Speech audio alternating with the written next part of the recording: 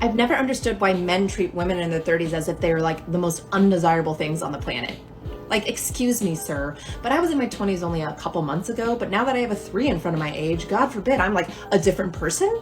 It makes no sense at all. And I could say the same about men. Some people just don't age as gracefully, and you know what? That's fine. You have to look at those things because age is just a number.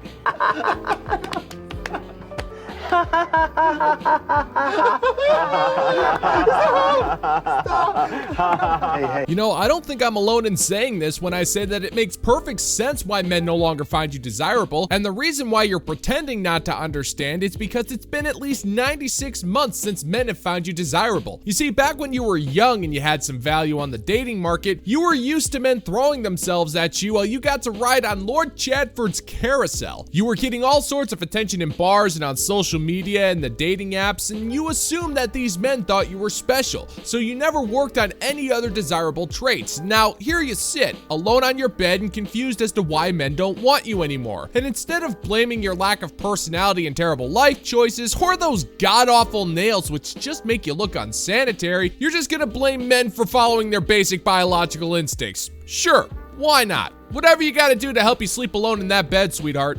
And this whole men fetishizing women in their 20s, or God forbid even younger, is gross. I'm sorry. That's the same type of man that's gonna grow up to be this 70-year-old man dating younger women, and it's just wrong, but nobody bats an eye at that, you know. And I'm thinking, what is going on in your head to make you want to do that? Like, obviously a screw is loose or something like that. It's just not a cute look. Sorry. What?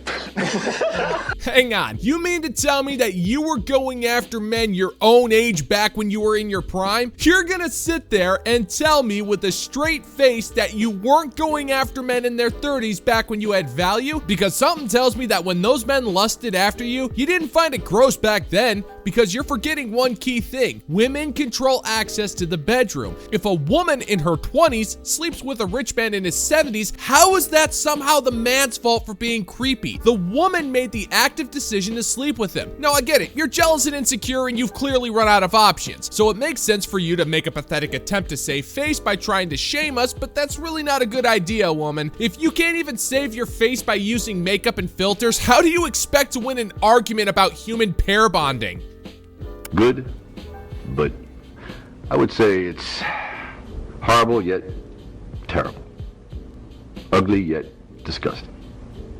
You suck. So the thing is, men just need to learn to do better. You don't need statistics to understand that women have been doing the emotional and energetic work to heal, and men are just getting left behind. And so we have the epidemic of the lonely men, like the original creator that's tagged in this video talks about. But what's happening that's pissing off all these men is that women are deciding to be single rather than settle for the shit that our mothers and grandmothers had to settle for.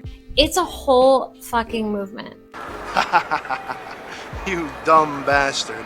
Oh, woman, you really shouldn't be trying to make the argument that you want better than the guff your mother and grandmother had to settle for, because that guff that they settled for was responsible for your very creation. I mean, if you really resent your entire family that badly, that's your business, but that's not something you should be announcing to the planet. But besides all of that, the really pathetic part of all of this is that you can't even name one way that you're suffering because of men. That oppression does not exist, sister, and yet you're still blaming us for not stepping up when you've made it abundantly clear that we shouldn't. You're stepping up for yourself, and if we help you, then we're in our toxic masculine energy and you don't need us for that. You see the problem? Either we're not good enough for you, or we're making it so you can't be good enough for yourself. You figured out a way to pretend to be the victim no matter what we do, and it's leaving you demanding sympathy in places where there are none to be had. You wanted liberation, so you got it. So now feel free to be liberated all on your own. We couldn't care less. And I'm honestly all about it. I don't consider myself to be a feminist. Liar, liar, liar. And I don't think you need to be a feminist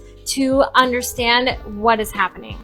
Because men are being forced to step up. They're being forced to go back into being a protector and provider, being more emotionally aware, using their masculine energy. And so we're just at a push-shove type of situation. Because I tell you what, since I made a promise to myself to not settle and actually live the life that is authentically in alignment with me, oh,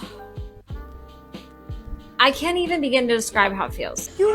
You don't know what words mean, do you? Well, I gotta hand it to you, sister. You're absolutely right. I don't need statistics. I have firsthand testimonials from thousands of women from all over the Western world who pretend to put in the work that they're healing and getting over their trauma by either blaming men, reading half a book, or going to therapy once a month. You haven't done a thing to get over your baggage because you expect us to fix you. And if anybody is ticked off here, it's you. Because it's not that you choose to be single, you feel compelled to do so because the men available to you aren't the ones you want, and that hurts your fifis. But instead of doing some work to understand that you're gonna have to bond with men within your own means, you project this notion of men being lonely when at the same time, you're the one who's already figuring out how to sneak in a 12th cat into your overpriced apartment without your landlord finding out. So I just hope that through my content, I can help inspire other women to live unapologetically themselves and never settle for a fucking man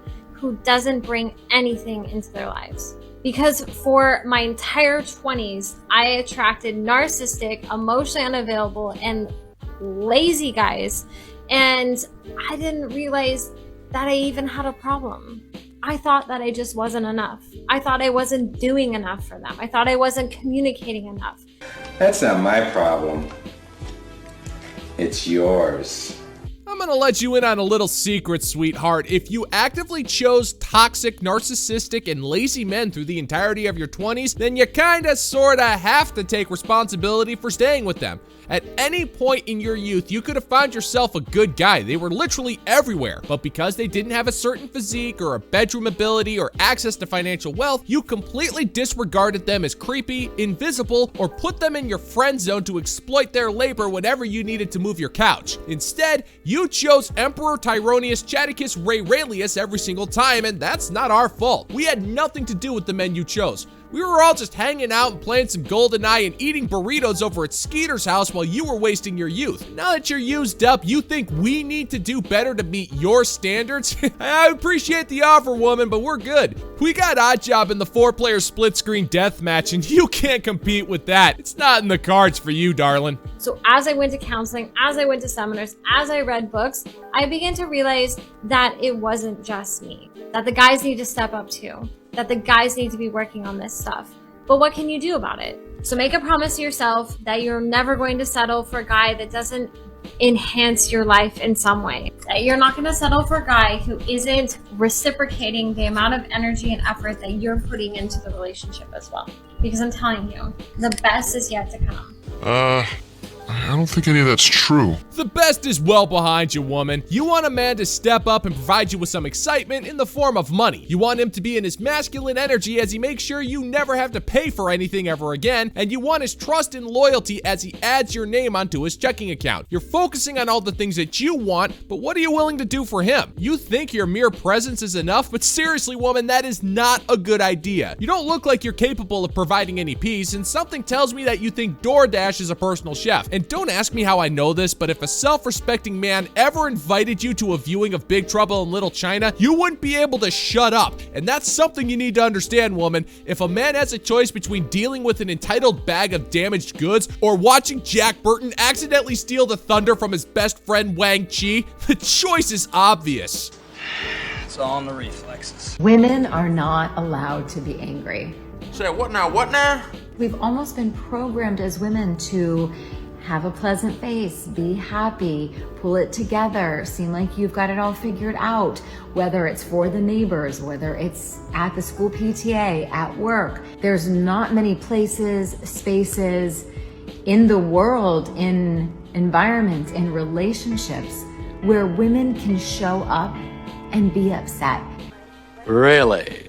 Wow. you know what, gentlemen and gents? I think this broad has done it. She's completely stumped me. She is absolutely right. Women are not allowed to be upset. They're not allowed to take their anger out on anybody or anything, anywhere, at any time. Women have been forced to completely bottle up their emotions, and they're not allowed to do anything with them, and I feel kind of bad about that. As a man, I'm gonna have to admit defeat on this one, gentlemen and gents, and I think it's about high time that I go and think about what I've done for the last year, so I'm just gonna step out for a second and fight the patriarchy by fixing my own damn sandwich. And I'm just gonna leave you with some random clips that have absolutely nothing to do with the subject at hand. So I'll be right back, gentlemen and gents. Could this year get any worse?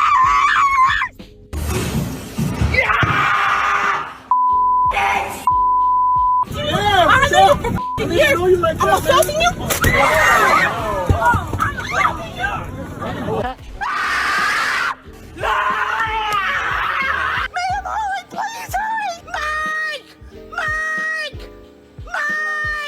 She threw some of my stuff on anyone in line. Please, just go. That's an adult. You're making it worse.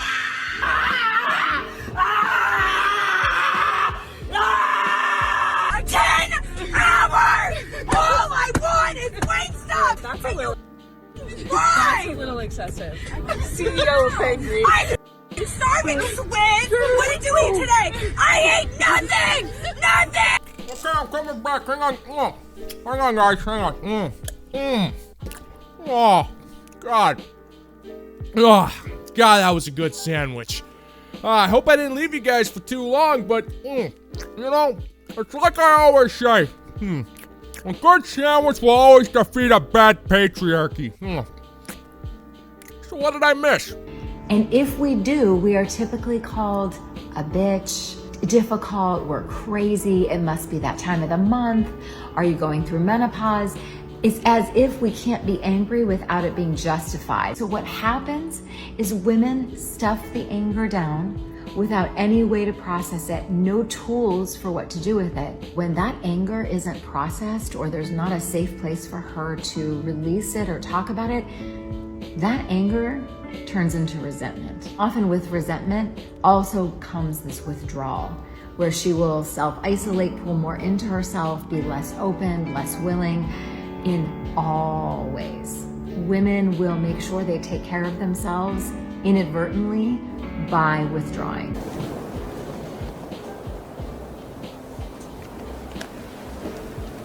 Nice try. Whoa, wait a second. Woman, I don't think it's a good idea for you to disregard your period privilege. I'm not joking here. Next to feminism, your period is pretty much the ultimate hall pass. You can use it for almost any occasion. If you want a specific kind of food, if you just want to lounge around in your sweatpants and do nothing but blame your boyfriend for everything that's wrong in your life, or if you just want to go crazy and scream like the aforementioned montage, your period and your hormones got you covered. We don't need to point that out to you. You point it out to us every chance you get and then shame us for not being sensitive enough to your imbalance of hormones. It's the ultimate excuse, and you demand that society gives you its ultimate patience and understanding as you use your period as a means to lash out like a child. If a man did any of those types of behaviors, you would crucify him in every way you could. But I get it. You have to disregard that tiny little point, because if you don't, then you're not a victim. And if you're not a victim, then you lack a basic sense of identity. Another big byproduct is cynicism. I see a lot of women who get really cynical, really pessimistic about life, who get very snarky because they're hurting inside and they haven't released it. So it's like little bits of the anger trying to come out, and it's blaming other people, being in angry energy towards others because their own anger doesn't feel like it gets to have a place to be processed. And we see so much illness. We see women break out in all aspects of their body because their body is trying to express and release the anger that's been stuffed down in their body. Wrong! Right, and men haven't grown cynical? For the last 4 or 5 decades, women have been blaming us for all of society's woes. It's our fault that they're miserable. It's our fault that they have to work. And it's even our fault when their favorite donut shop runs out of cream-filled eclairs. Every day, men are getting screwed by the family court system, passed up for promotions because of gender quotas, and are systematically having every single one of our escapes stripped from us one by one. Be it movies, video games, sports, the gym, you name it. All of them now must represent you and your apparent struggles. And if we do speak up, there are powerful voices and algorithms that suppress our voices, and we're just written off as hateful bigots. And you also expect us to worship you and wife you up at the ripe old age of 38 and let you run our lives despite the clear fact that you have no wifely qualities. But go ahead and tell us about how you've become cynical. I'm sure your reasons are valid. I work with so many women who feel rage, who feel heartbreak, who feel lonely, who feel grief, and don't feel like there's anywhere that they can actually get support around it or talk about it, not even in their most intimate relationships. So I do these beautiful practices with women that really teach them how to allow their anger to become alchemized, how to release it so that they can move on with the rest of their day, their week, their month. You're not just wrong, you're stupid. Now wait just a minute. And you're ugly, just like your mum. I'm sorry, I just had to recover from some of the brain cells that were just murdered by this broad. Cause you mean to tell me that women have zero support systems when it comes to their problems? Well, I guess if you're not counting social media, government-funded programs, support groups, individualized therapy, business meetups, personalized clubs, ladies' nights at bars, not to mention all of the days of recognition that you get simply because you have the ovaries that you never really bothered to take advantage of. And what have you done with them? I've said it once and I'll say it again. You live life on easy mode. You are handed all sorts of advantages on a silver frickin' platter, and you do next to nothing with them because you believe that you deserve more. Meanwhile, we're just told to man up and figure out how to deal with our crap, so that's what we do, because we're capable of fixing our own problems without your help. And if we're able to do that on our own, then what does that say about you? Because even when the easy stuff is handed to you, you still figure out a way to screw it up. And that would be impressive if it wasn't so unbelievably pathetic.